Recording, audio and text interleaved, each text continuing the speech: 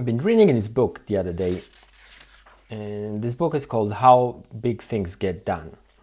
And it's a very interesting book, and I really recommend it to anybody who's doing any kinds of projects. And it talks about the importance of planning.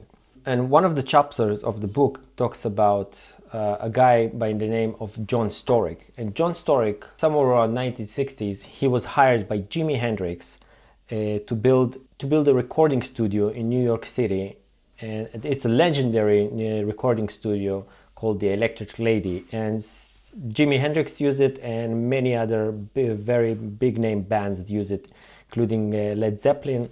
Studio, before becoming a studio, was some kind of a nightclub, if I remember correctly.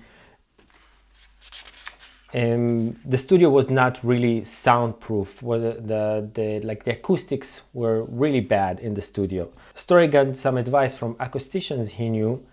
They told him that if you inject plaster or gypsum with air bubbles, it makes very good sound dampening panels. There's no instructions. There's the only thing that they actually said in the book about those panels is, and I'll quote, "So they dreamed up a way to get extra air into the plaster by whipping it up with commercial egg beaters."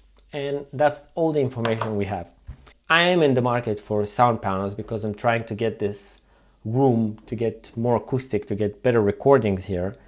And some panels, and they're just expensive. There's nothing you can do about it. If you want something good, it's expensive.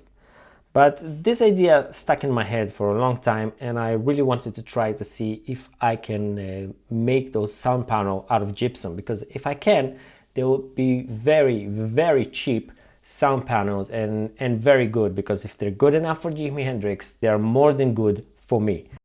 I started testing. I did some research. I talked with ChatGPT, and I started making all those mixtures and see what works and what doesn't.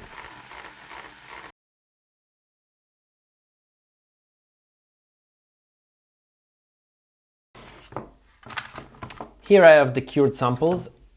There's been a day or two for them to cure.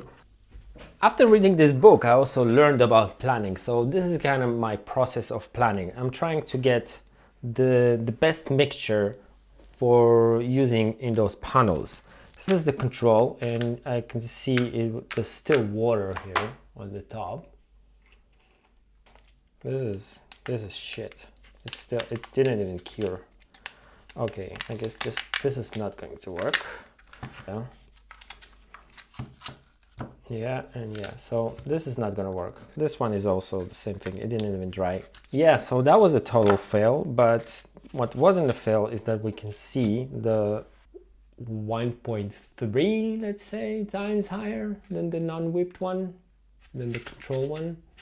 One thing I did notice from this experiment is that the amount of water didn't affect the amount of rise of the gypsum, because this one had more water and this one had less water, but still the